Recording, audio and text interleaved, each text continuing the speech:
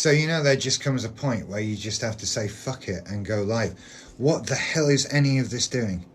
I've started going live and not brought a pair of glasses up so I can see the screen. Dumbass. But fortunately, right now, nobody's watching. We're notifying viewers that you're live. I am alive. I'm also editing a video while I'm doing this, which was perhaps not the best split of my attention. But until then, we can talk about BPD and NPD. What can we do? Well, I've just done a video because I'm starting to realize that having BPD and having NPD is very different from having BPD and NPD.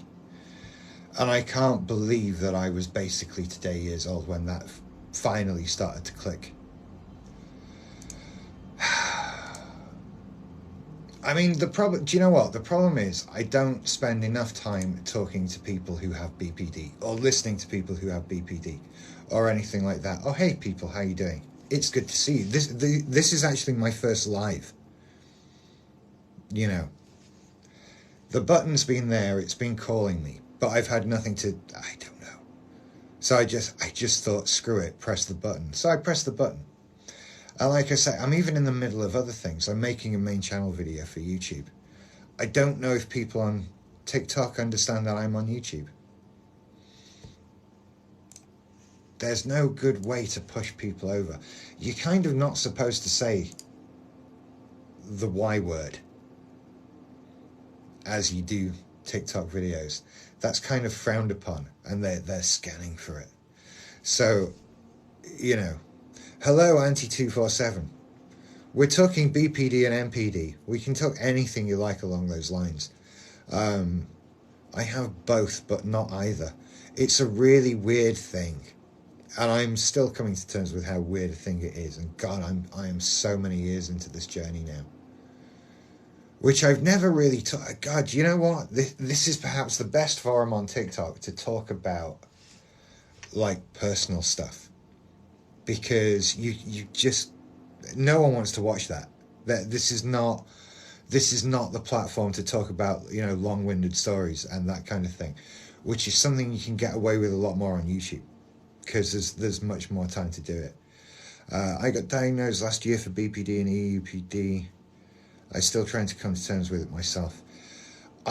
Did you find any sense of relief with that, though? It was when I got diagnosed, when I finally, when you find out what's wrong with you, it was such a relief. Because I had the opinion, all of this stuff, I know it can get better. And once I knew what it was, once I had an answer to the question, why do I feel like I do, then doing something about it became something that I could do, because so I got diagnosed with depression when I was 18, when I first went away to university. Things did not go well. I got glandular fever, aka mono, really early on, and basically just screwed up my first year away at uni, and then got diagnosed with depression, and it was somehow linked to the glandular fever that I'd had, and which is bullshit. That was just a made up thing, and I was put on antidepressants and felt bad for the next sort of 18 years. Right? I just was constantly told, oh, you've got depression, until I just couldn't stand it anymore. I had suicidal ideation, I had all the bad things from untreated BPD, and I was being given antidepressants and told I was just depressed, and antidepressants did nothing for me because I wasn't technically depressed. I wasn't medically depressed. If antidepressants cured BPD, there'd be fewer videos on YouTube, and so it finally took a lot of struggling to finally see the right consultant who said, what, you've not got depression at all. This is ridiculous. Antidepressants are supposed to work like paracetamol for a headache. If you have a headache, you take paracetamol, it goes away. If it doesn't go away, it's not a headache. And so if I'm not, if I'm taking antidepressants and still don't feel any better, then I'm not depressed, it's something else. And that was the thing that finally got me into group. And the therapy started, and that was what got me where I am. That was what saved my life. The therapy, look, I can't say, I think, did someone ask, can I scroll through comments? I can.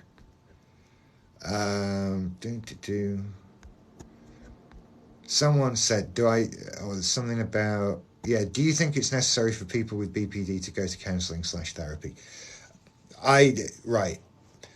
It saved my life. It was amazing for me. If I didn't do therapy, I wouldn't be here talking to you now.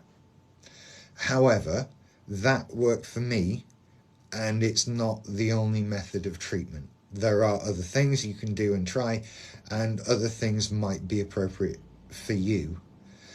And my advice is always do what the medical professionals you're dealing with tell you to do. I can only talk about things with regards to my own experience and how they pertain to me. I am not a trained medical professional. I don't know what I'm talking about with regards to treatment beyond what I experienced myself. So I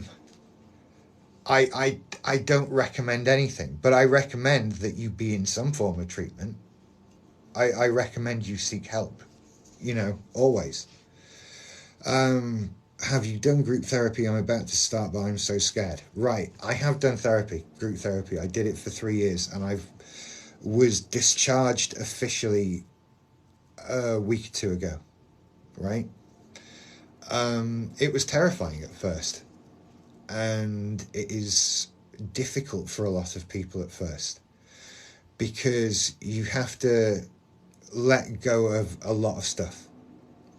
You have to basically share the most, you end up sharing the most intimate, personal, inner workings of your mind with people who are, at the beginning, a room full of strangers.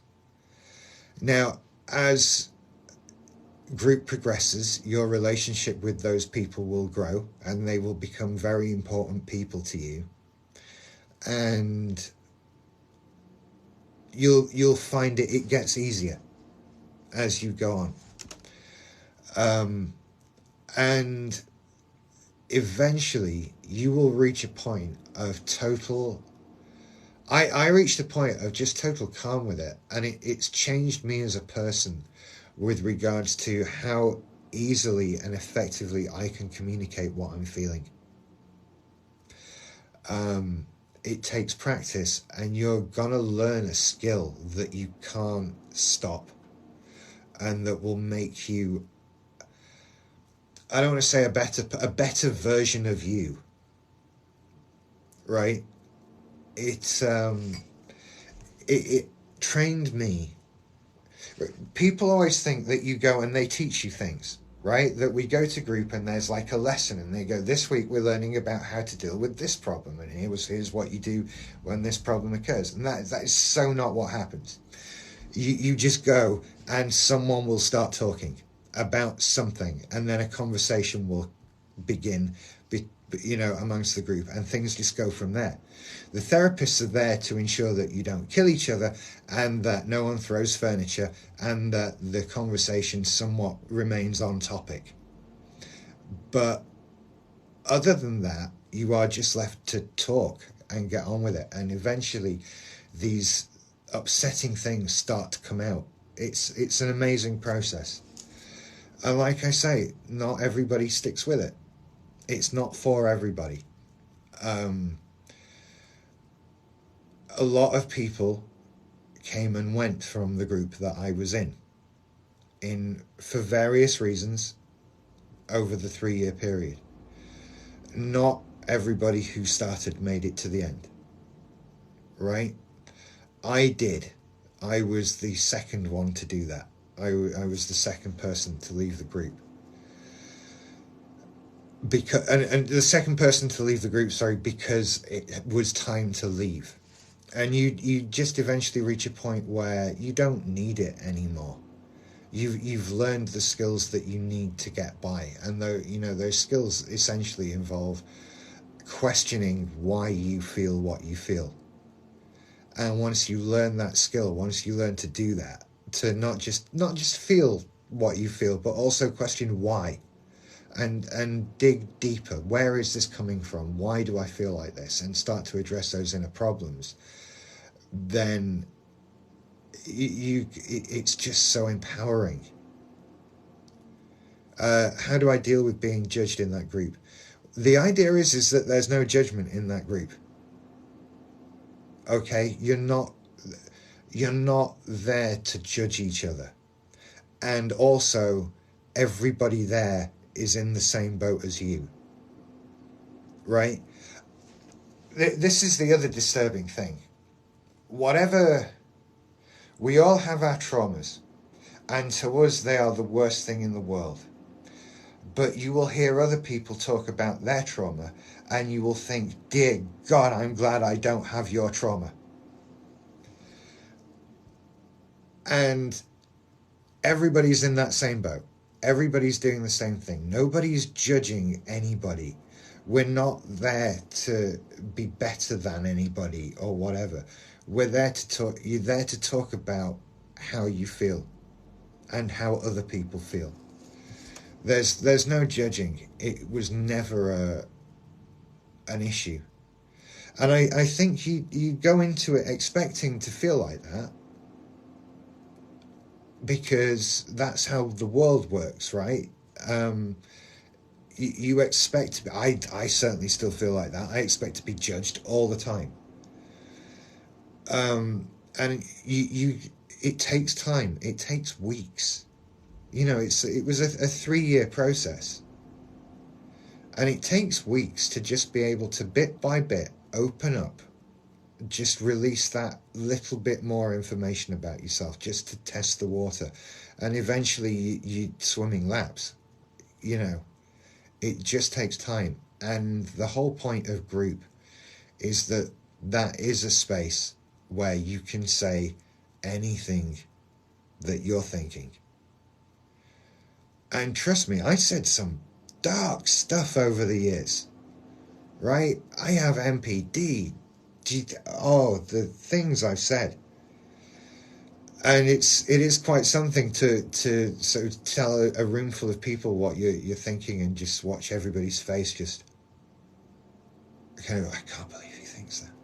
And then, but you're not being judged on it. It's a place to share. That's the point of it.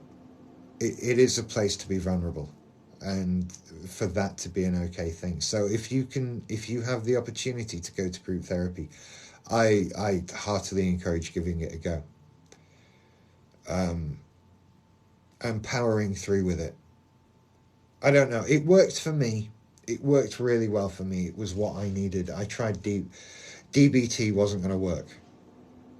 So group was the thing. We have comments. BPD boyfriend switches. I feel unsafe and want to leave. He doesn't let me sometimes and blocks the door. Tips. Leave now. That's where I am with that. I think as partners of people with personality disorders, you have to put up with a lot, but don't put up with somebody making you feel unsafe.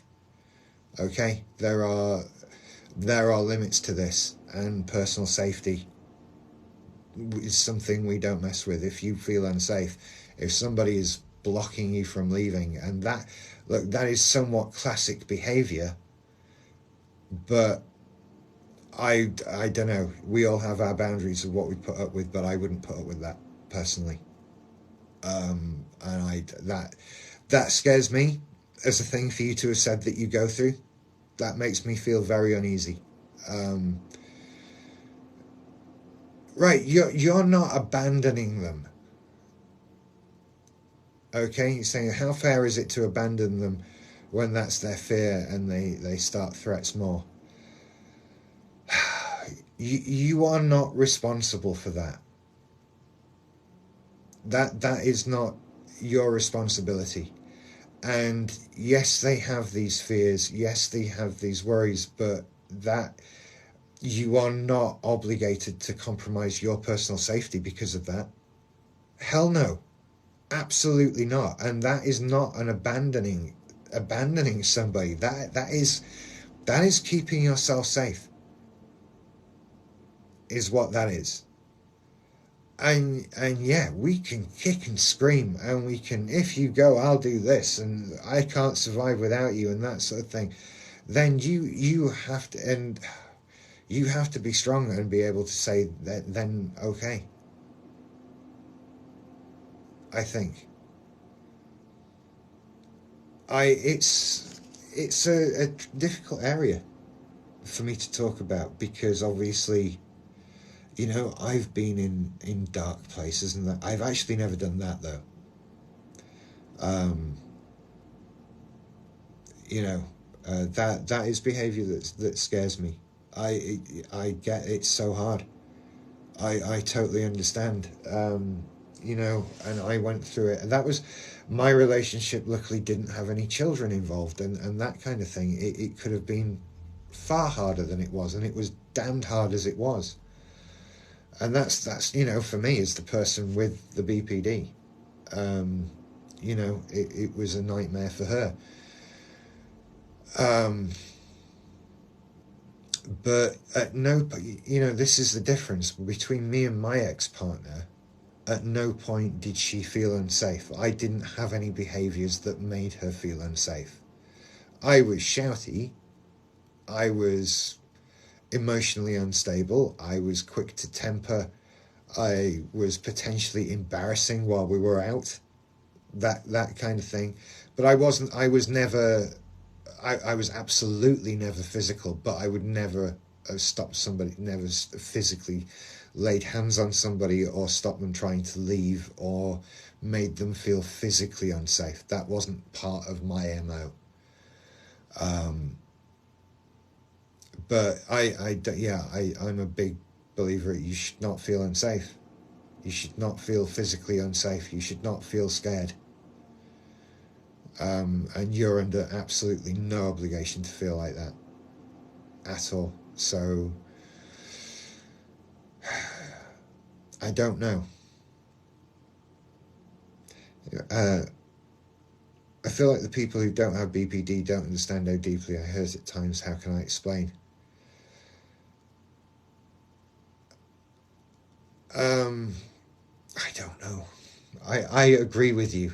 I agree with you. I don't. I feel like it's a pain you can't know. But how do you communicate that? That's actually a very big philosophical question when you think about it. I do my best in videos. I do my best to do it verbally and to talk about it like that. But communicating emotional pain has been a thing humans have done in many different ways. What I do know is that the best way to communicate emotional pain is not to let it out in anger and rage and against other people, as I did. Um, Calm explanation is the best way. Right, we're back here. You say shouting mean words, but can't that make someone feel unsafe? I do. The threats can be hard. Yeah, that absolutely can. I didn't make threats. That wasn't me. There was never a if you do X, I'll do Y, or threatening somebody or any. I was just loud. Uh, I hate hearing, oh, I feel like that too. It's like they don't understand. I feel invalidated. Yeah, I get it. And we have to understand that some people, right, some people are being arseholes when they say that. They're just trying to be the, oh, you don't really have a thing because I feel that too and I don't have that thing. So you're just being dramatic. And that condescending, patronizing thing that some people have. Yeah, okay, some people are doing that. But to try and think better of people, I think that people are trying to empathize. People are trying to say, yeah, I have that feeling too. Um, and yeah, I don't think they really get it. And it's something I try and say to people all the time, yeah, but I really feel it, whatever that is. I know you feel that, but times it by 1,000,000 and then you're close to where I might be one day.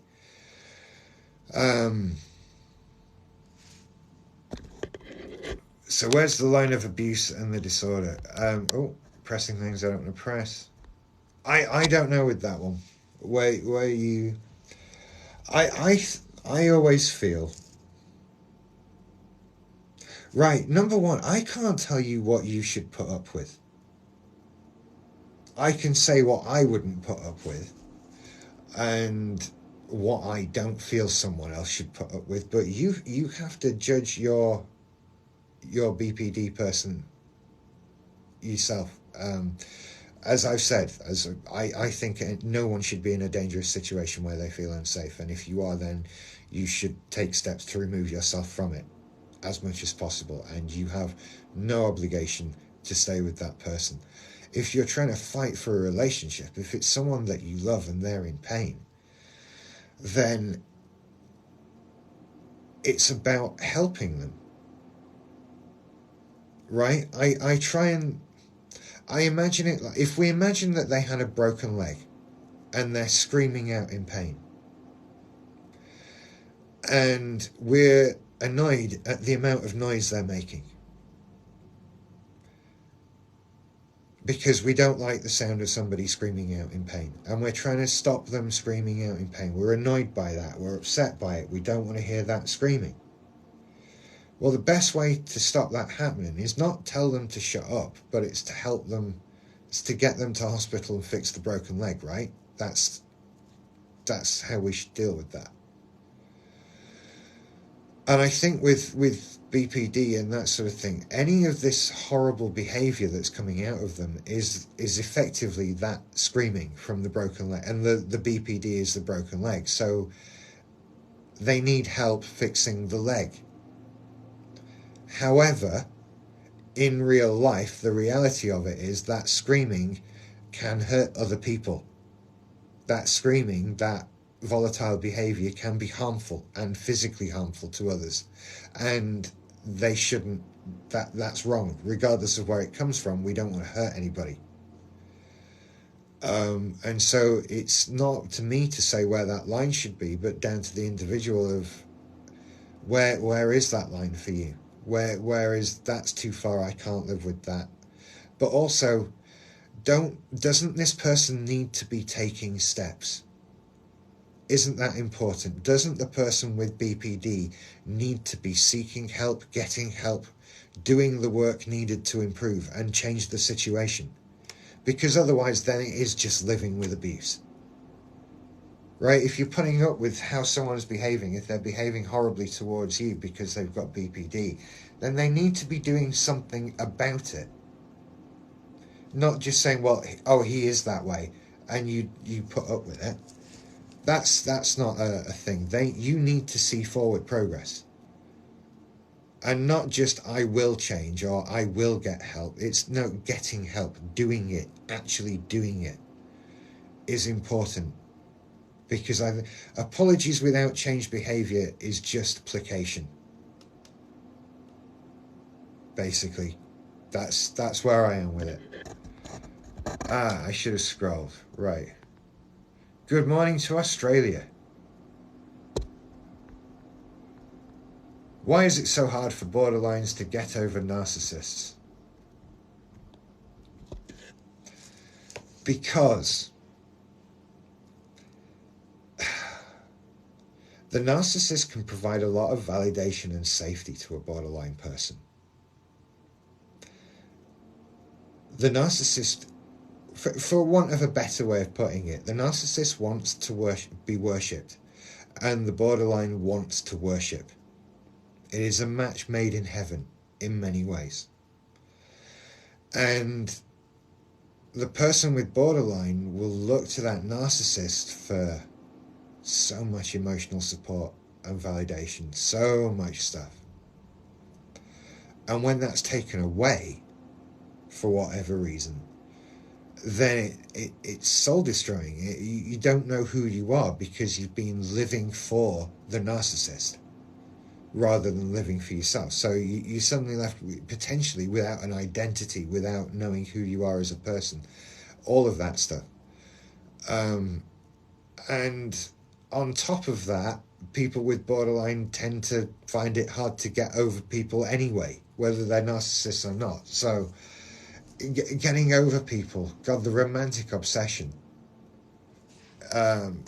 with BPD is painful.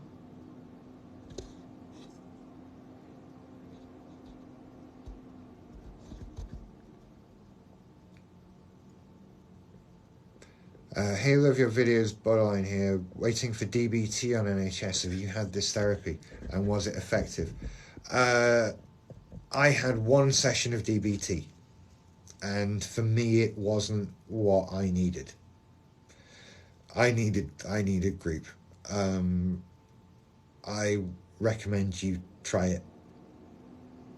I recommend you to, go to DBT. It may be the thing you need. And if not, then you can stop going like I did and try something else.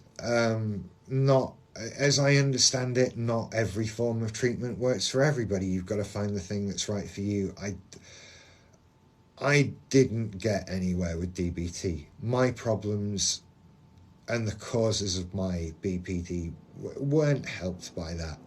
I needed to talk. I needed to get stuff out and that sort of thing. But I've heard, there's people posting here, yeah, DBT can be equally as life-changing for some people as group was for me. So do it. Go do it. I really hope it works. I really hope it does. And like I say, if not, you can try something else. I try to not stress about such things. I know I'm saying that having had treatment, which changes things for me. My sense of urgency is somewhat different now.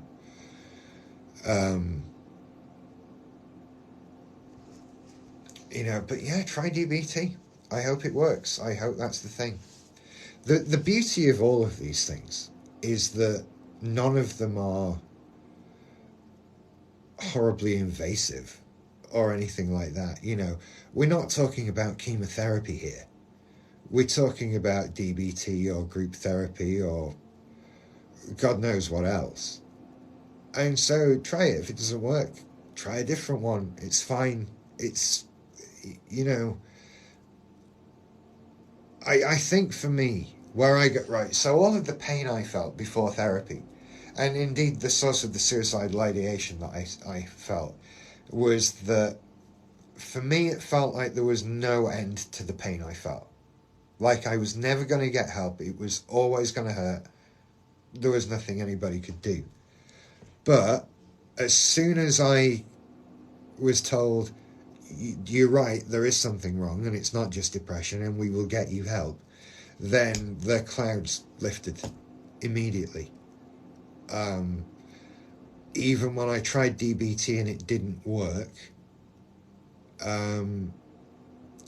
it wasn't worrying, because it was, this can be fixed, we just need to try the right thing.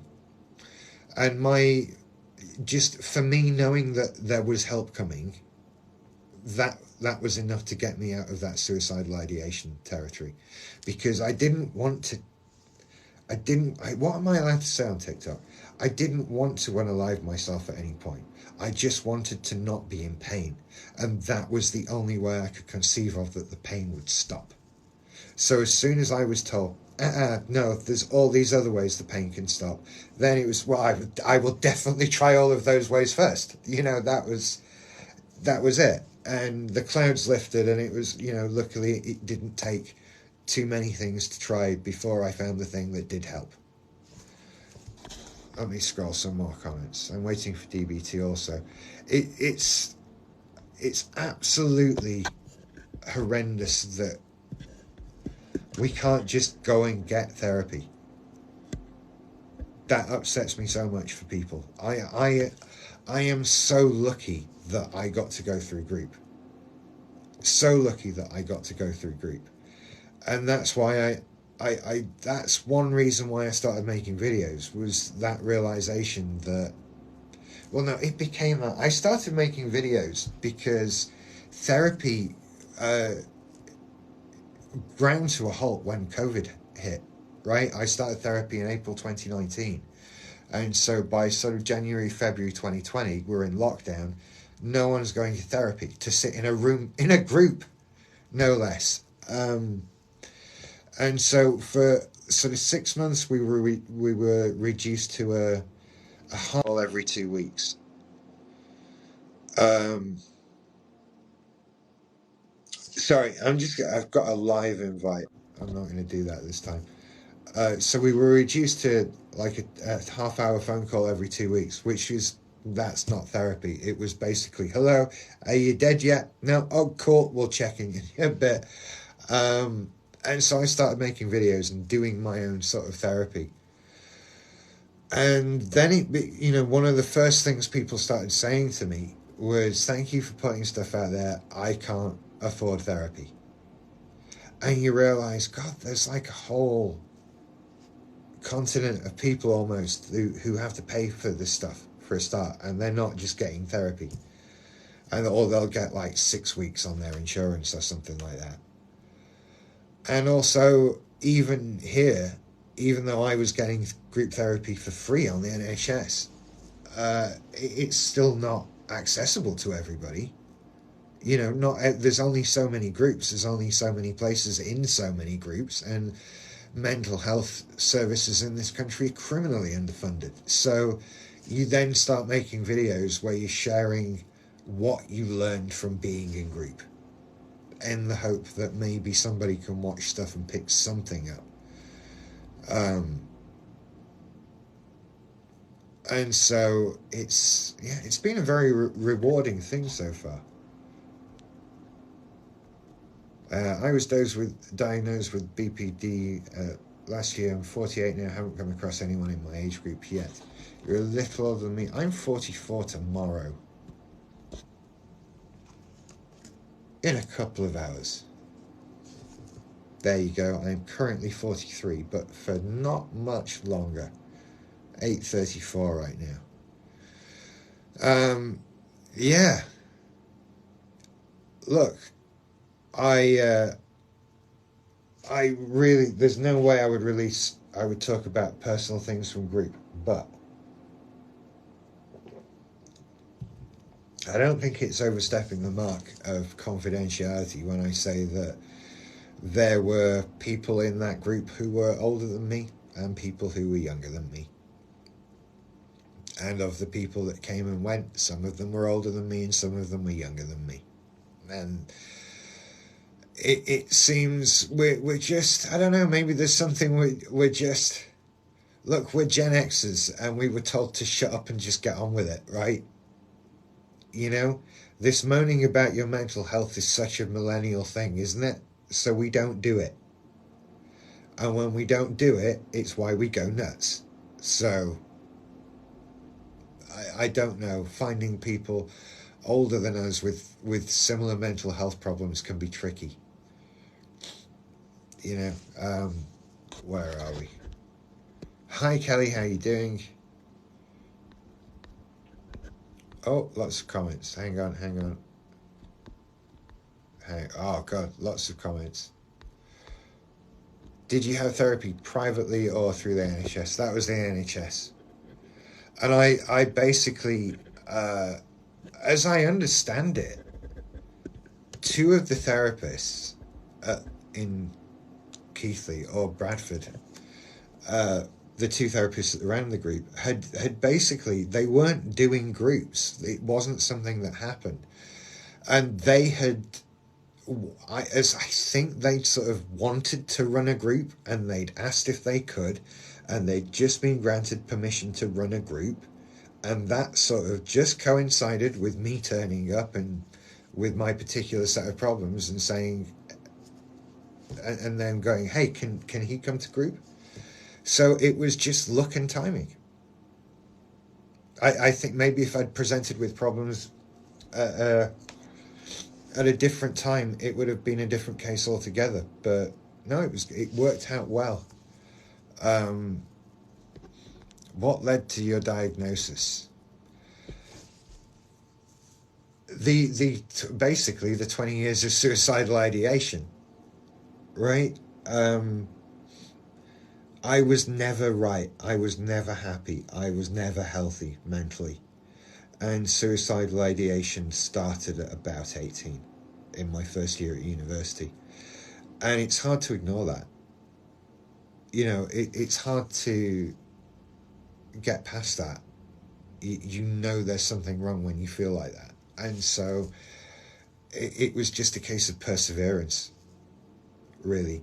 And that was how I got figured out with the MPD as well, because if I just had that, I might not have been diagnosed with anything. And it got in through the BPD back door. What else do we have? Right, I'd like mental health help over in the UK now. I'm curious. Have you heard of SCM? No, I haven't. I don't know what that is. What helped for you, if you don't mind me asking? It was the group therapy. Love your Doctor Who t-shirt. Here's the thing, it's not a Doctor Who t-shirt, it's a Big Bang Theory t-shirt. There you go. It's about Daleks to the song of Warm Kitty from Big Bang Theory. There you go.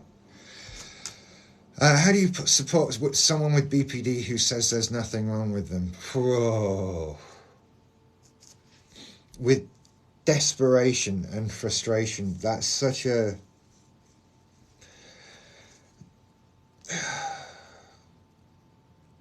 I mean, I guess if, look, you don't know somebody's got...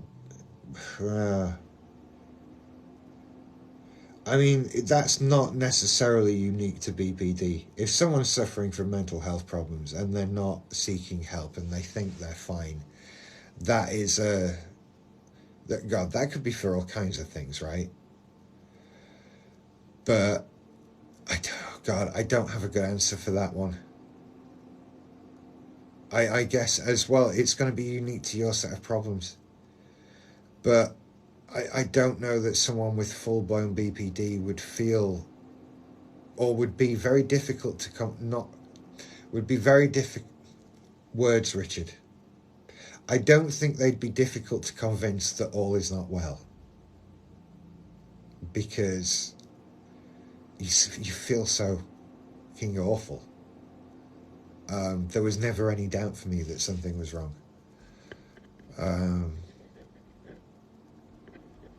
Happy birthday, thank you.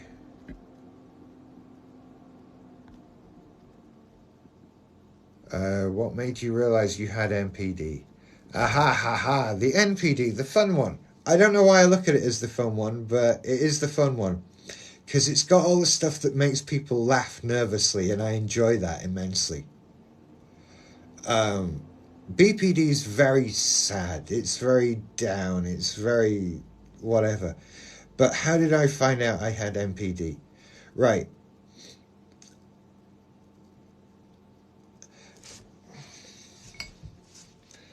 So here's the thing. I kind of really wanted to take over the world a lot. It sounds like a ridiculous thing, but it's true, right? Grandiosity as a word doesn't come close to how I was. Oh God, I idolized Steve Jobs, for fuck's sake. That man was my absolute hero. And I treated people that worked with me accordingly. I was horrible to people. I was just throbbing with all 9 NPD markers, basically. How did I know I had NPD? Because it was so obvious. It was so obvious. I wanted to be a Bond villain. I want an underground volcano lair. I still kind of want that a bit, right? I set up a business with the aim of... This is so fucking ridiculous. I set up a business with the aim of gaining power.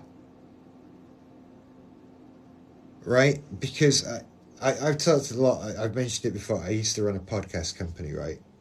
I used to make podcasts for like 15 years. I was one of the first podcasting. I set up the first podcast company in this country back in 2005. And the reason I did that was because at the time, it was seen as like the first step to some Rupert Murdoch-esque media conglomerate world powerful thing, right? This realization of, is true political power held by the people in power, or is it held by the people who run the news and stuff like that? And deciding that, that's why I should get into business. That's the business I should be in. And so that was a clue, because apparently, and I've been told this, it's not healthy to want to take over the world. That's not how most people function. So yeah, that was my first clue.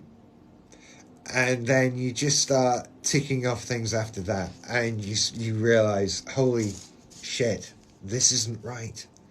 This isn't how people should be. This isn't how my brain should work. I used to enjoy just messing with people in evil ways. People were my playthings.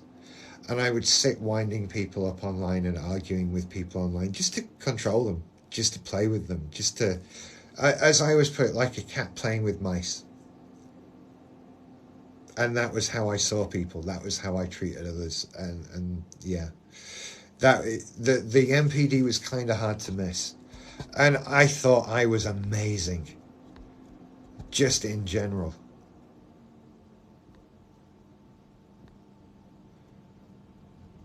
Oh, here we go. I've missed a lot of comments. Bear with me. Sam High from the UK was diagnosed with BPD 3 years ago.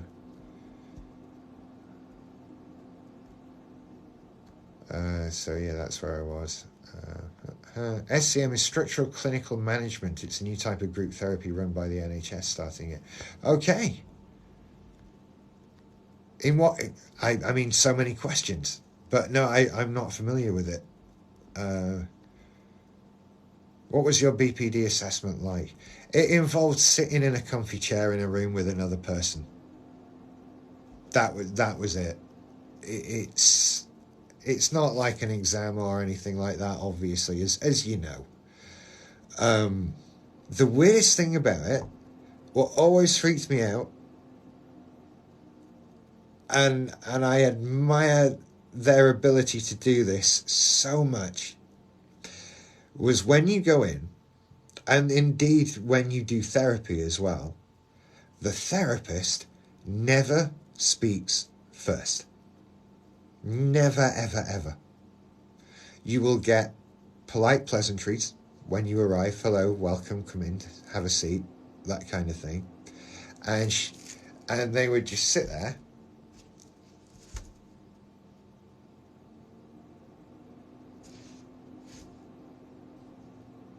Ready to listen. No input whatsoever.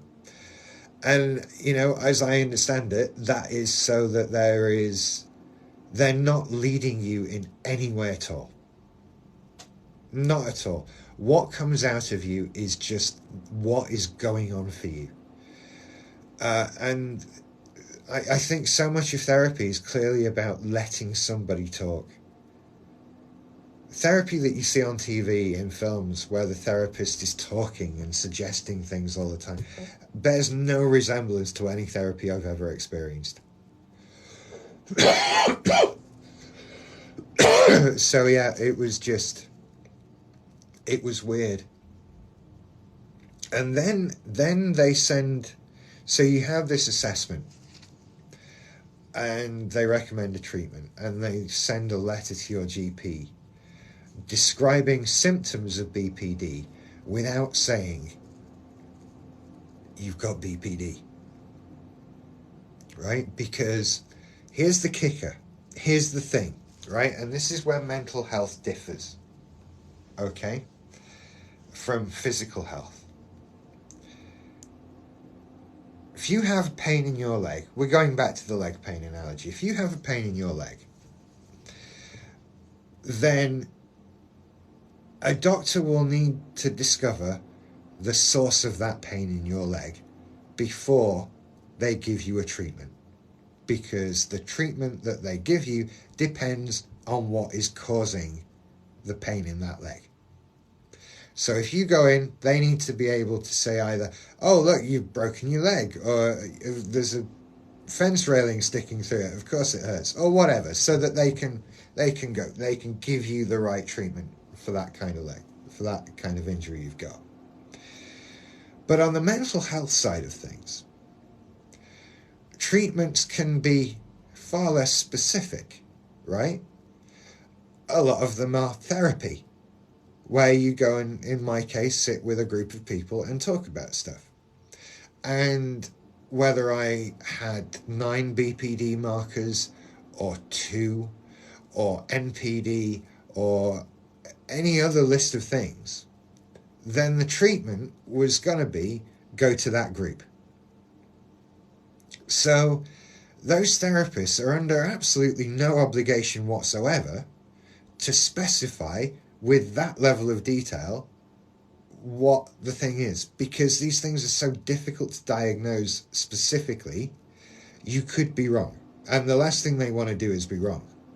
But what they can do is write down what you do, what your symptoms are, without saying what those symptoms come from.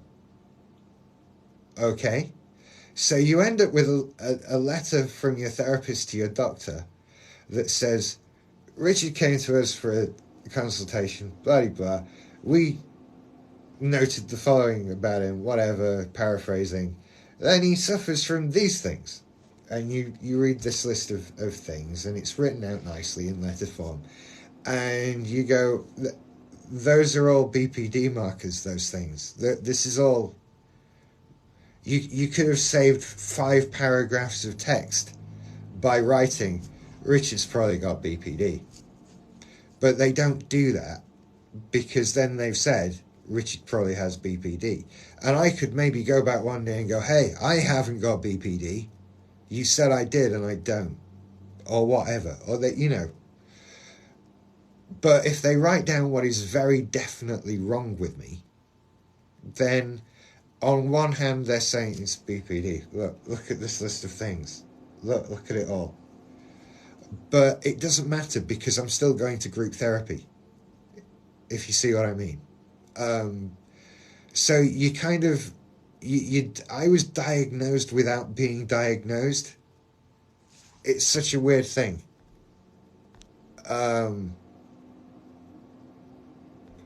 so behind in comments here.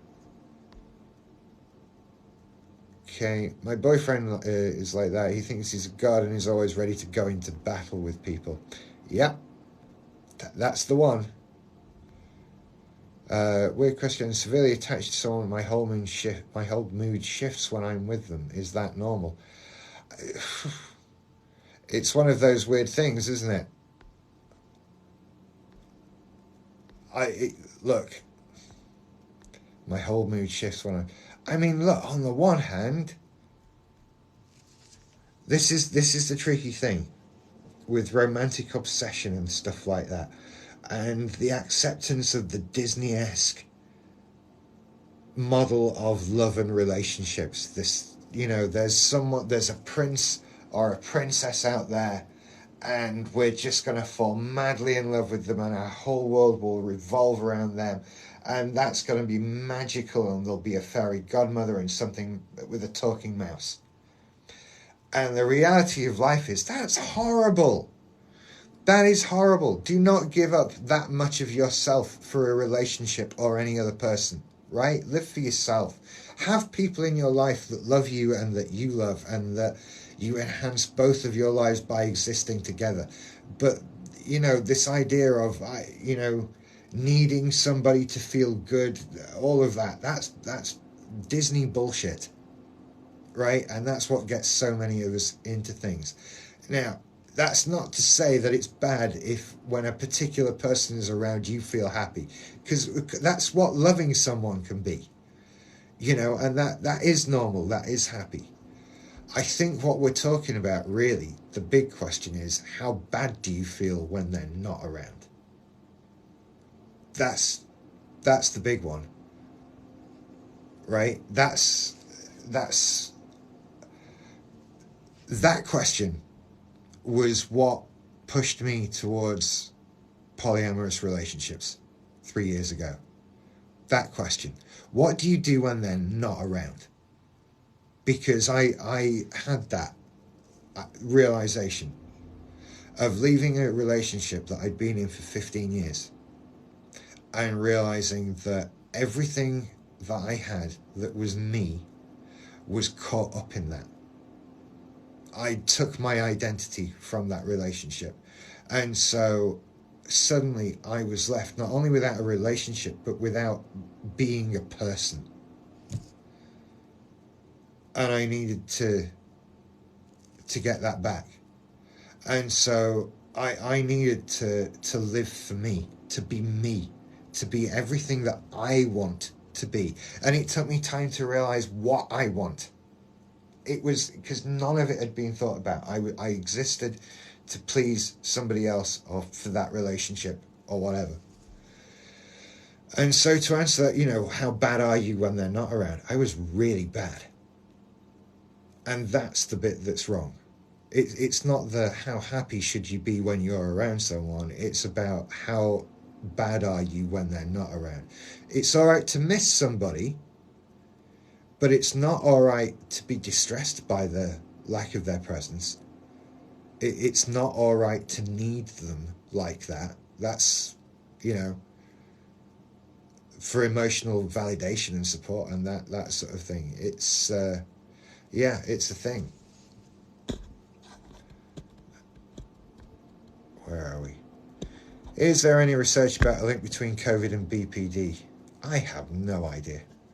I have COVID 4 times and my BPD got way worse. If that's right,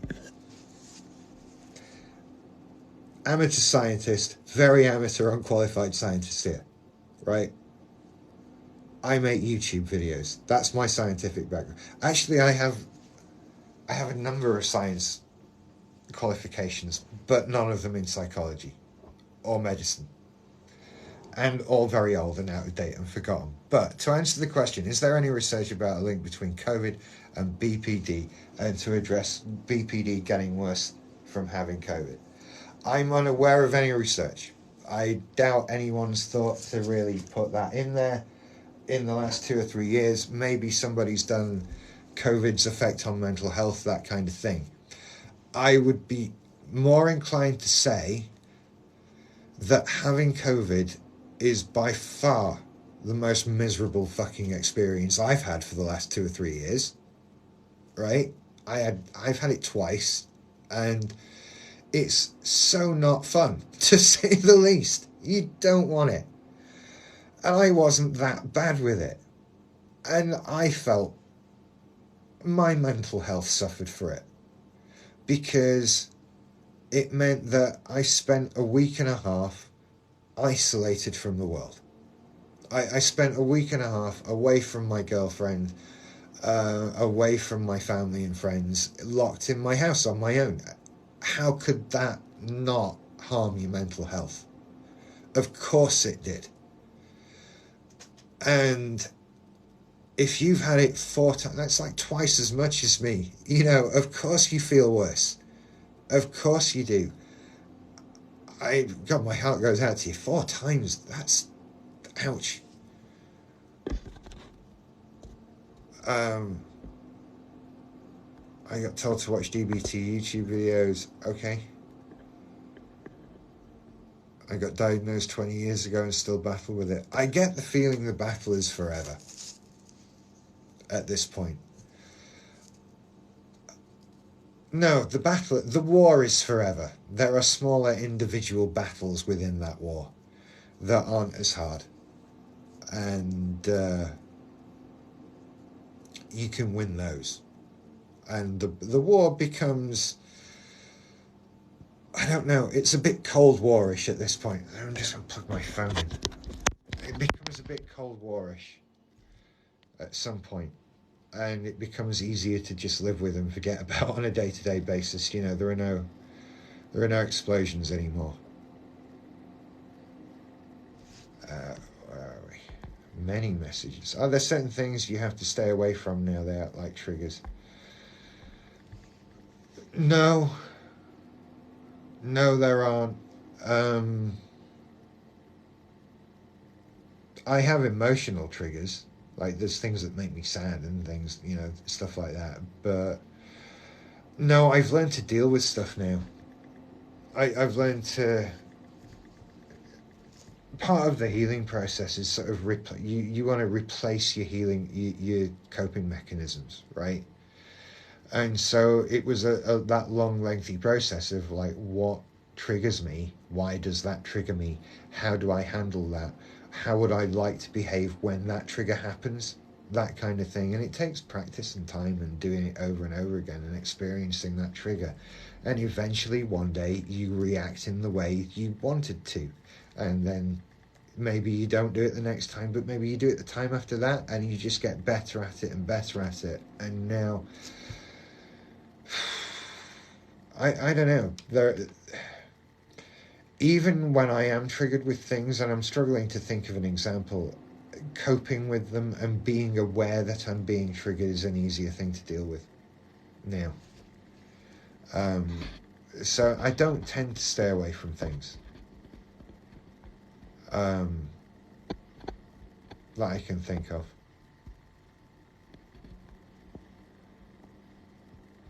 Anyone you develop a relationship with end up as someone you hurt or get hurt by.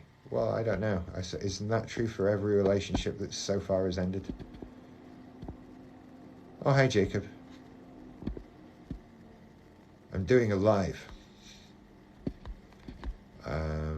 MPD and BPD are magnets. That's why they're in the same cluster.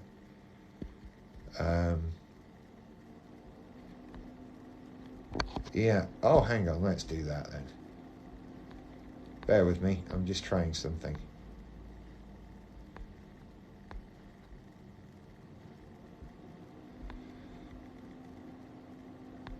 Yeah, hang on, Jacob. I will do that. I'm just thinking about...